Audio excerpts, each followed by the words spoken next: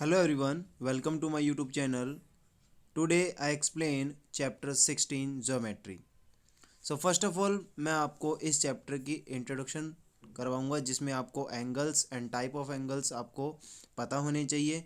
So first of all मैं आपको explain कर रहा हूँ डेफिनेशन ऑफ एंगल.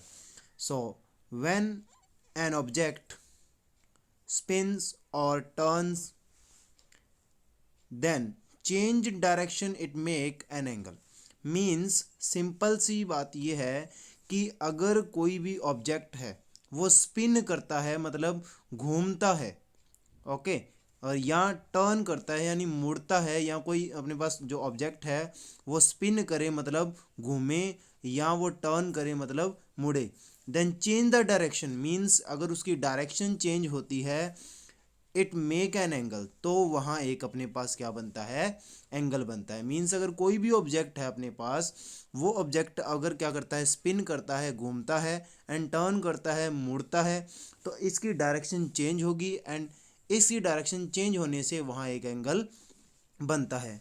तो आप सबसे पहले इस पिक्चर को देख सकते हो एंड आपको इसमें शो हो रहा है कि मेरे पास कोई भी एक ऑब्जेक्ट है, यानी कि मैंने एक लाइन लाइन ड्रॉ की, यानी कि रे ड्रॉ की मैंने, एंड उसमें मैंने क्या है, इसकी डायरेक्शन चेंज हुई. इसको मैं क्लॉकवाइज एंड एंटी क्लॉकवाइज किसी भी डायरेक्शन में चेंज कर सकता हूँ एंड उसी के अकॉर्डिंग मेरे पास एंगल्स बनेगा. सो फर्स्ट ऑफ ऑल मैंने एक आर्म ड्रॉ की है एंड इधर से इसकी डायरेक्शन में सेकंड आर्म है, एंड इन दोनों के बिटवीन एंगल बनेगा मेरा. जो भी इनके बीच का जो गैप होगा, इन दोनों आर्म्स के बिटवीन जो गैप होगा, इस गैप को ही क्या बोलते हैं, एंगल बोलते हैं. And this point vertex O means जो इनका कॉमन पॉइंट होता है कि जो दोनों आर्म्स जिस पॉइंट पे इंटरसेक्ट करती हैं, कट करती हैं, उस पॉइंट को वर्टेक्स बोला जाता है. मीन्स अगर बोला जाए तो ये दोनों आर्म का स्टार्टिंग पॉइंट है. ये जो ओ पॉइंट है वो क्या है, दोनों आर्म्स का स्टार्टिंग पॉइंट है. ओके, तो आपको मैंने एंगल अभी एक्सप्लेन किया, तो आई होप आपको एंगल समझ में आ गया होगा.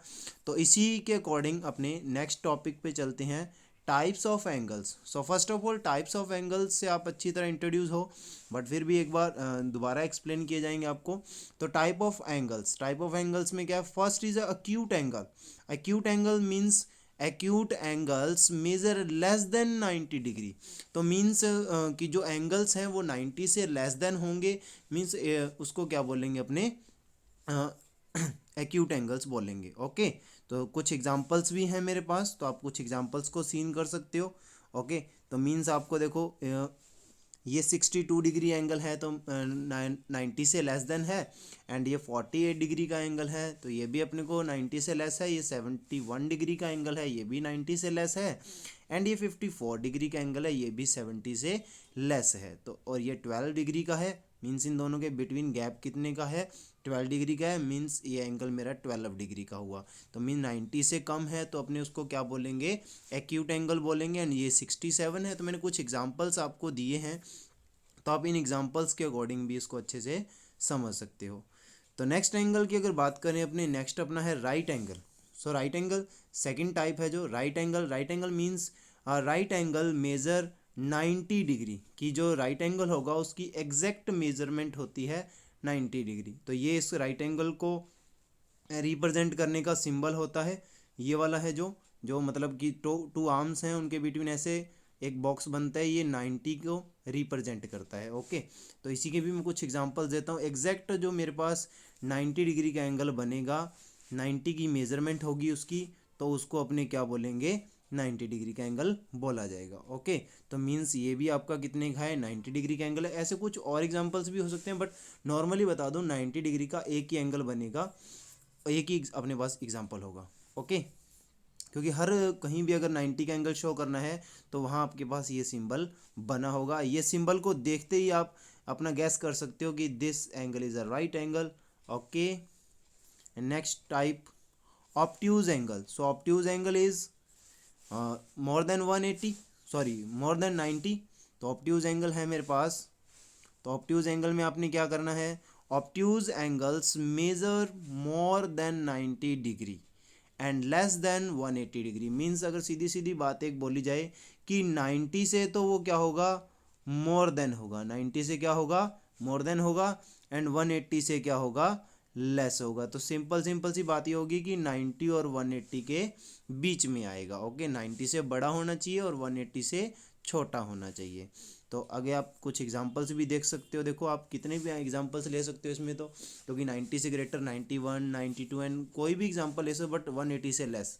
तो आपको 135 का एंगल शो हो रहा है, तो मीन्स ये 90 से तो ग्रेटर है, 90 से तो क्या है, ग्रेटर है, एंड 180 से क्या है, स्मॉलर है। ऐसे आप और भी एग्जांपल्स अपनी तरफ से ड्रॉ कर सकते हो। ओके, एंड नेक्स्ट टाइप की बात करें तो एंगल का जो नेक्स्ट टाइप है वो है straight angle. And straight angle से भी आपको आइडिया हो जाता है, the angle was a measure is exactly 180 degree. Means सीधी सीधी बात है कि अगर अपने कोई भी एंगल ड्रॉ करते हैं एंड उसको मेज़र करते हैं, या कोई भी एंगल अपने पास ड्रॉ किया हुआ है उसको मेज़र करते हैं, अगर उसकी मेज़रमेंट 180 डिग्री आती है तो अपने उसको डायरेक्टली क्या बोलेंगे कि वो एंगल स्ट्रेट एंगल है।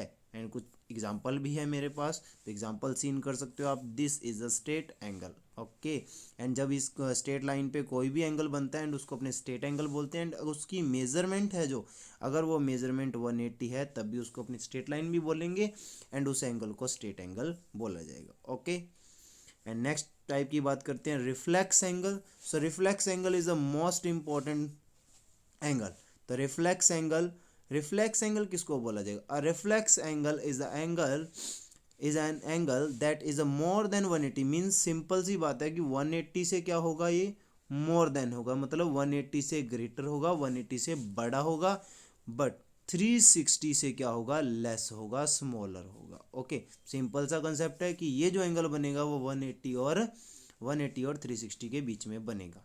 तो इस टाइप का जब आप एंगल ड्रॉ करोगे एंड कोई भी एंगल आपके पास ड्रॉ होगा एंड उसको जब आप मेज़र करोगे, जैसे मेरे पास एंगल बना हुआ है एंड इसको मैं जब मेज़र करता हूँ प्रोटेक्टर की हेल्प से, डी की हेल्प से, तो मेरे को पता लगता है कि ये एंगल कितने का है, 225 का। तो मीन्स ये 180 से ग्रेटर है एंड 360 से स्मॉलर, एंड इसको क्या बोला जाएगा, रिफ्लेक्स एंगल बोला जाता है। क्लियर?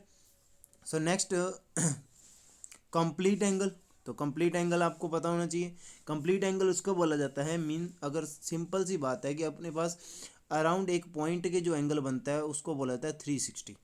तो एक पॉइंट के अराउंड सभी एंगल्स का सम कितना होता है, 360 होता है, एंड उसी को ही अपने कंप्लीट एंगल बोलते हैं। A complete angle is an angle the completes it's full rotation. Means complete one rotation अगर कंप्लीट करता है तो उसको अपने क्या बोलते हैं, 360 डिग्री का एंगल है, एंड उसी को ही क्या बोला जाता है, कंप्लीट एंगल बोला जाता है। क्लियर? तो नेक्स्ट इसका आप देख भी सकते हो, मैंने शेप भी ड्रॉ कर रखी है, एंड शेप में देख सकते हो कंप्लीट राउंड है मेरे पास, एंड राउंड है तो उसका जो कंप्लीट एंगल है स्टार्टिंग पॉइंट से एंडिंग पॉइंट तक का जो एंगल है वो 360 का है, एंड इसी को कंप्लीट एंगल बोलते हैं। तो प्रैक्टिस वर्क है कुछ, तो ये आपने करना है। तो इसको मैं आपको बताता हूँ क्या क्या है इसमें, देखिए आप। तो identify all the angles of the following geometrical shapes, mark them as the acute angle, right angle and obtuse angle. So आप इन शेप्स को देख सकते हो एंड इनमें से आपको आइडेंटिफाई करना है कि कौन सा राइट एंगल है, कौन सा एक्यूट एंगल है एंड कौन सा राइट एंगल है। तो ये चीज़ें आपने यहाँ से आइडेंटिफाई करनी है। ओके, तो आई होप आपको ये अच्छे से सब कुछ समझ में आ गया होगा। तो प्लीज़ वीडियो अच्छी लगी है तो वीडियो को लाइक कीजिए, मेरे चैनल को सब्सक्राइब कीजिए। For the new updates press the bell icon. Okay, bye bye.